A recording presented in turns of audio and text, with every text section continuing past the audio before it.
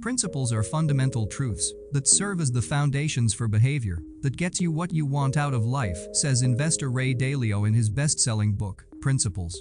Dalio focuses on skills like decision-making, investing, and managing organizations. While reading through it, I became inspired to put together my own list of principles. These principles are a foundation for a better you. First principle: stress plus rest equals growth.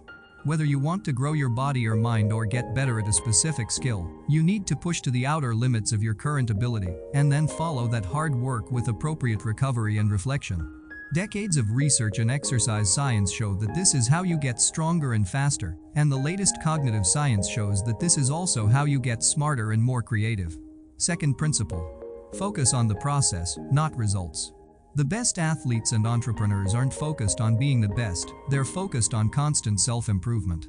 When you stop stressing about external outcomes like whether you win or lose, attain a certain promotion, or achieve some other form of validation, a huge burden is lifted off your shoulders, and you can focus your energy on the things you can control. As a result, you almost always end up performing better.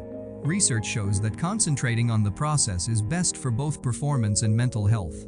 Third principle: stay humble. Humility is the key to growth.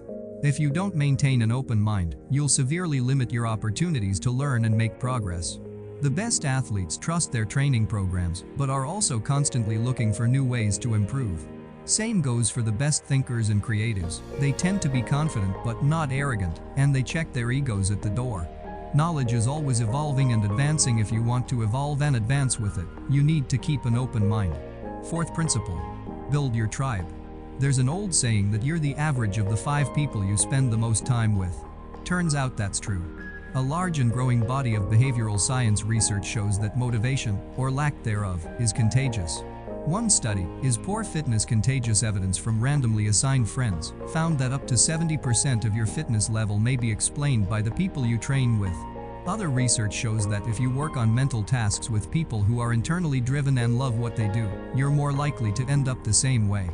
If, on the other hand, you surround yourself with people who have a negative attitude and are focused solely on winning the rat race, you set yourself up for a less fulfilling experience.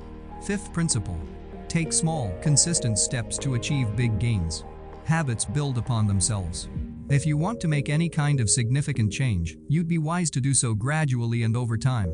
In Stanford researcher B.J. Fogg's behavior model, whether someone takes action depends on both their motivation and their ability to complete a given task.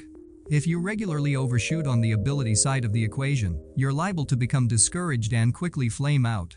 But if you incrementally increase the challenge, what was hard last week will seem easier today. Put differently, small and consistent victories compound over time, leading to massive gains. Sixth principle: be a minimalist to be a maximalist. You can't be great at everything. Regularly reflect on what matters most to you and focus your efforts there. In the words of Mayo Clinic researcher and human performance expert Michael Joyner, you've got to be a minimalist to be a maximalist. If you want to be really good at, master, and thoroughly enjoy one thing, you've got to say no to many others.